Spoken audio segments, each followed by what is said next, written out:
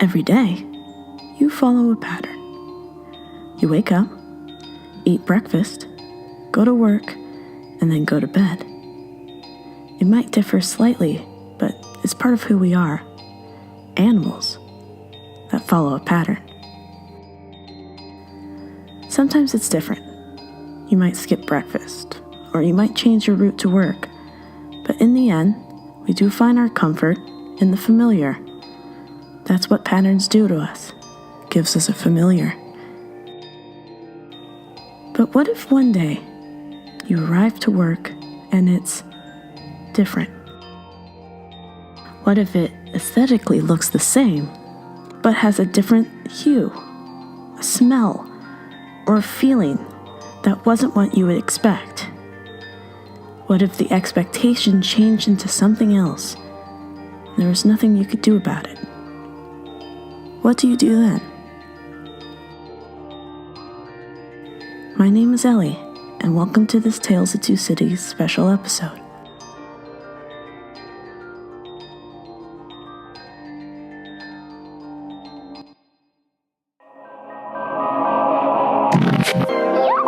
Hello? Welcome. This is Friaz of the Two Cities. Oh, I'm so excited.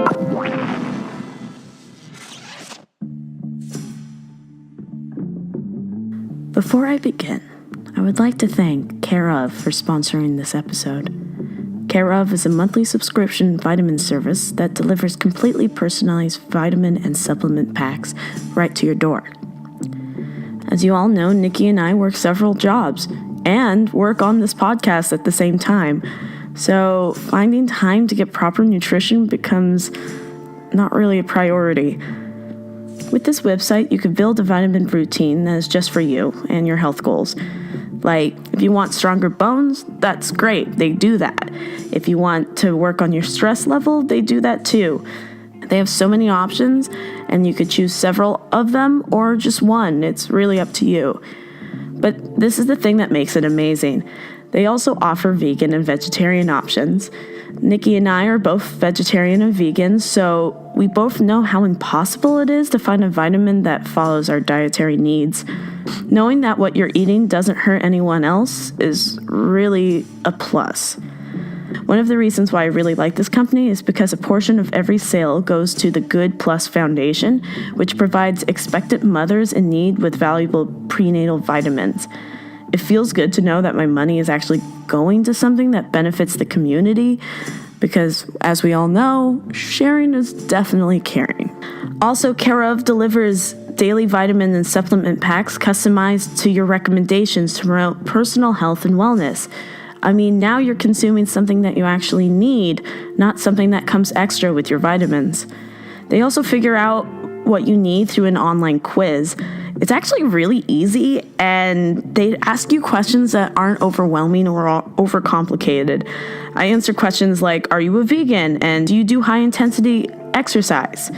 Care Of's fun online quiz asks you about your diet, health goals, and lifestyle choices. It takes only 5 minutes to find out what your personally scientifically backed vitamin and supplement recommendations are. I did it, and I got recommended vitamin C, magnesium, and veggie omega, which would help with my brain health, my sleep, and just because I exercise a lot. Take advantage of this month's special New Year's offer for 50% off the first month, the personalized Care Of vitamins. Go to takecareof.com and enter the code 2citiespod50. That's go to takecareof.com and enter the code 2citiespod50 for 50% off your first month. All right, thank you, and now back to my episode. Bold Street in Liverpool, England is like any other street in Liverpool. New shops crowd the narrow road, and tall, older buildings lure overhead. It's still a lively area, with the streets switching off from residential brick roads to standard automated concrete paths. Despite the city's many years, it continues to thrive and stay alive. People stop, meet for coffee, and enjoy the day. It's a city where people truly live. The This was the case in 1996, when couple Frank and Carol were out on a stroll in the town center. It was a sunny day, and Carol had decided that she wanted to celebrate the perfect date by buying a book at Waterstones, a large bookshop on Bold Street. As they approached the main street, Frank stopped at the local shop to get a snack. In there, he bumped into his longtime friend, and the two decided to have a chat. He told his wife to go on ahead without him. A moment later, Frank left and headed towards the bookstore. As he approached, he noticed something strange catch his eye. Above the store that would be Waterstones was a sign called Crips. While watching the sign in confusion, a van passed by and honked with the name Cardin's on the side. Several pedestrians also passed Frank at the same time.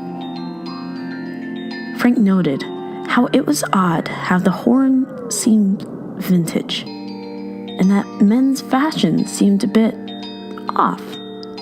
Men were wearing hats and macks, and women were dressed in headscarves, full skirts, and victory rolls, a hairstyle popular just after the war. As he looked around, Frank became more and more concerned. The modern 90s cars had shifted to designs popular in the 1950s, and any form of Frank's time seemed to be completely and utterly gone. Frank, as expected, started to become unnerved. The bookshop he had anticipated was strewn with handbags, shoes, and umbrellas. But he wasn't alone. Next to him, he saw a young woman looking up at the shop sign, wearing modern clothes. She was looking at the sign, equally confused. But when he broke her concentration, she looked up at him and smiled. He walked into the store, and the girl followed behind. When they entered the store, they were hit with a shock again. They were back in Waterstones. That's strange. I thought this was a clothes shop, the girl had noted to say, and walked away equally puzzled. Frank had found his wife, who asked where he went to make him gone so long. Frank didn't have an answer.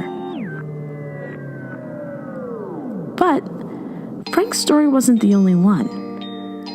Let me tell you about Imogen. Imogen was doing what every young adult girl was doing. She was buying maternity clothes for her recently pregnant sister. Since Liverpool offered so many shopping options, it seemed like a done deal. She wanted to go to the new mother care store, which had opened in the corner of Lord Street in Whitechapel. When she went to the store, she managed to get everything she needed: cardigans, baby bibs, and gloves. She was surprised at how cheap the items were and wondered if she should utilize it all to her benefit. However, she was a struggling young adult, a life we all know well, and decided to just buy what she aimed to buy. She handed her credit card to the team member, who stared at it in confusion.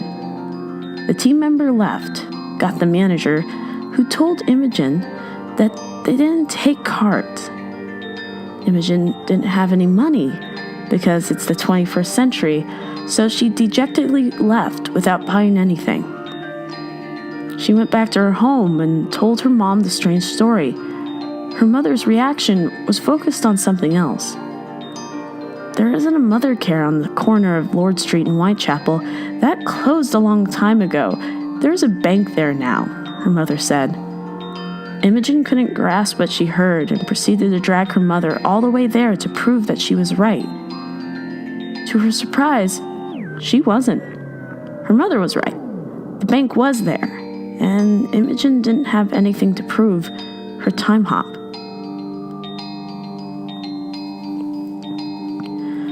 The third and last story comes from Sean's shoplifting experience. While looking at an item at the store, Sean experienced the troubling act of sticky fingers and ran out of the store with the item he did not pay for. However, he did not come to his crime unnoticed, and the security guard came barreling after him. While trying to shake off the guard, Sean headed down Hanover Street and turned into a dead-end street called Brooks Alley. Panting and heaving, Sean anticipated the worst. He waited and waited for the guard to come around the corner. But he never did. Sean waited an extra 5 minutes, and no one came.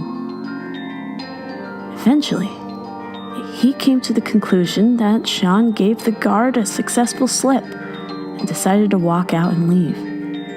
However, the street that he was walking on wasn't the street that he was on originally.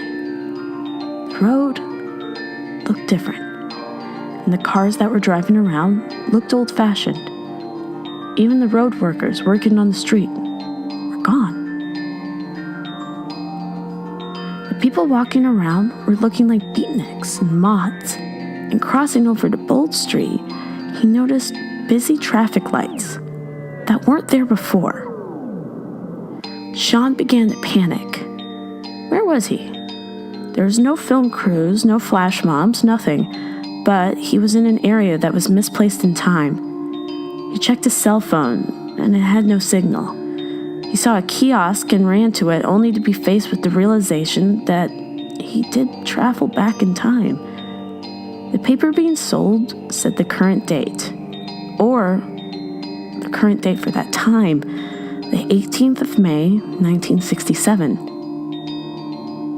What was he to do?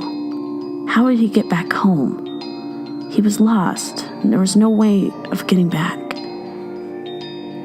Sean had walked until he reached a jewelry store called H. Samuel. He looked at his phone again, and to his surprise, he had a signal. He turned and saw himself back in the present. But, to his horror, at the end of the road, he saw people walking around in 1967. He had reached a pinnacle that connected the two, and like anyone else seeing and experiencing something so outstanding, so mind-boggling, he could not fathom it. Sean jumped onto the bus and went home. However, he was never silenced about his tale. Sean went through several interviews explaining the same story each and every time. And he wasn't alone. The security guard collaborated with his tale. See, the security guard had chased him all the way to the dead-end street. But when he got there, Sean had disappeared, like he fell into another world.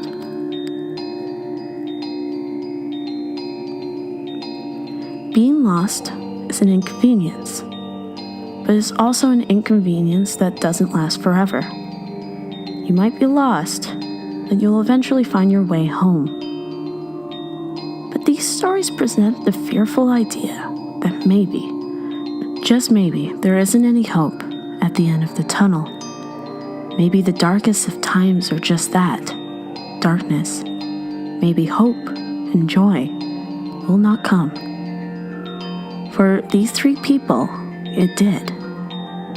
They were once in a land that they did not know, and eventually found a light. However, there might be people that aren't so lucky. It's like that episode, Stopover in a Quiet Town in the Twilight Zone. In the episode, two people wake up in the world that isn't their comfort. Sterling states, "Most of us walking in the morning know exactly where we are. The rooster or alarm clock brings us out of sleep into familiar sights, sounds, aromas of home and the comfort of a routine day ahead. Not so with our young friends. This will be a day like none they've ever spent. They'll spend it in the Twilight Zone." I won't spoil it for you, but I'll say that these people do not find the light at the end of the tunnel. They get trapped in the darkness known as the Twilight Zone. The idea of them being lost in something that isn't what they know truly is frightening. So, when you walk the streets, pay attention for any person looking perplexed. They might be people lost in their own dark void. And you, yes you, might be the only light they have left.